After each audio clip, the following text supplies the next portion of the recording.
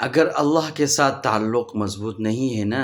اگر اللہ کی عبادت زندگی میں نہیں ہے نا، اگر رسول اللہ صلی اللہ علیہ وسلم کی پیروی کرنا زندگی میں نہیں ہے، دین میں عمل کرنا نہیں ہے، اللہ کے ساتھ تعلق مضبوط نہیں ہے، اللہ سے سچی محبت نہیں ہے، تو یقین کریں زندگی میں بہت پیسہ ہوگا، بہت دولت ہوگی، بہت گاڑیاں ہوں گی، بہت بڑے بڑے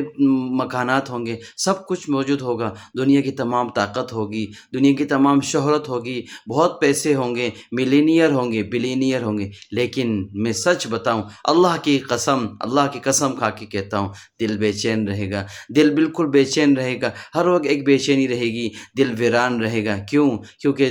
مزہ، سکون وہ اللہ نے قرآن میں رکھا ہے، قرآن پڑھنے میں رکھا ہے، نماز پڑھنے میں رکھا ہے۔ قرآن پڑھنے کی عبادت اور ثواب الگ ہے، نماز پڑھنے کی عبادت اور ثواب الگ ہے، لیکن اس کے اندر جو سکون ہے، دنیا کی تمام دولت بھی اس کے آگے فیل ہے، تمام دنیا کی طاقت بھی اس کے آگے فیل ہے، تمام شہرت بھی فیل ہے، دنیا کی تمام چیزیں اس کے سامنے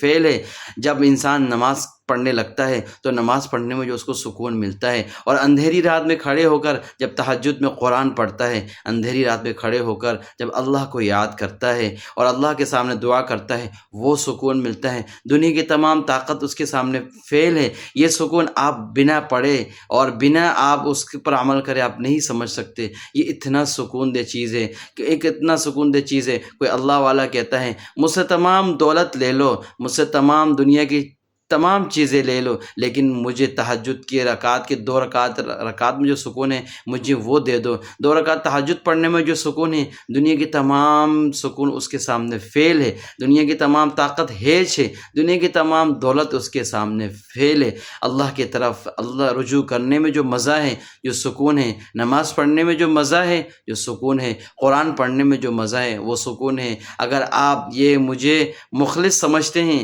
میں آپ کو بالکل دل و جان سے کہتا ہوں، اور میں آپ کو بالکل قسم کھا کے کہتا ہوں، جو سکون اللہ کی عبادت میں ہے، جو سکون نماز میں ہے، جو سکون قرآن پڑھنے میں ہے، جو سکون قرآن کی تلاوت کرنے میں ہے، اور جو سکون تہجد پڑھتے ہوئے قرآن پڑھنے میں جو سکون ہے، وہ دنیا کی کسی چیز میں نہیں ہے، کسی بھی چیز میں نہیں ہے۔ ہمیشہ دل ویران رہے گا، چہرے پہ ایک خوف ستاری رہے گا، چہرے پہ ایک بے سکونی ہوگی۔ ہم دیکھتے ہیں دنیا میں بہت سے اللہ والوں کو دیکھتے ہیں، ان کے پاس کوئی پیسہ نہیں ہوتا، ان کے پاس کوئی کھانے کی چیز نہیں ہوتی، وہ ایک ایک دن میں کچھ نہیں کھا رہے تھے، ایک ایک دن میں ان کے پاس کچھ نہیں ہوتا، لیکن ان کا چہرہ تر و تازہ ہوتا ہے، ان کے چہرے پہ مسکراہٹ ہوتی ہے، ان کے چہرے پہ ایک نور جھلک رہا ہوتا ہے، ان کے چہرے پہ ایک اطمینان نظر آ رہا ہوتا ہے، ان کے چہرے پہ ایک محبت نظر آ رہی ہوتی ہے۔ وہ کیوں؟ وہ اس لیے کہ وہ تہجد پڑھتے ہیں، وہ اس لیے کہ وہ نماز پڑھتے ہیں، وہ اس لیے کہ قرآن پڑھتے ہیں، وہ اس لیے کہ وہ اللہ کی عبادت کرتے ہیں، وہ دنیا کی فکر نہیں کرتے۔